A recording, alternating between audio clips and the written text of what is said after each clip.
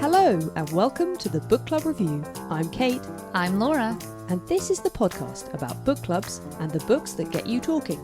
What has most impacted me is just these conversations, because when you choose such meaty topics, you get these conversations that really, they do stretch you. Every episode, we sit down to chat about the book read most recently by one of our book clubs. What did we make of it? Did it spark debate?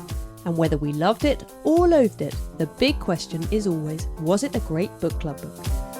It was a very good discussion book. We all had very different feelings about it, and it was great to talk about. And I think for me, it was definitely one where my views were changed slightly by the arguments of others, and I always quite like it when that happens. What was your book club's reaction? Did it make for a good discussion book? I don't know. It was a very small book club, which is often a sign that lots of people just gave up and thought, nah, I'm not going to bother. It was ultimately quite boring, wasn't it, really? Yeah, it was really boring. It was really boring. Because, you know, when you've got these characters and you don't care what they do or say or and what's going to happen to them next, and you know that even whatever you do read, you're not going to like very much. And there's no narrative tension. Yeah. And there's no character development. I wouldn't recommend it as a book club book.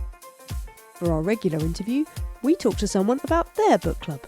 We've covered everything and anything, from Proust to Jilly Cooper to Penguin's Happy Reader magazine. It turns out reading Proust, it's not so far away from the mountains of Peter Matheson's snow leopards as we might have thought.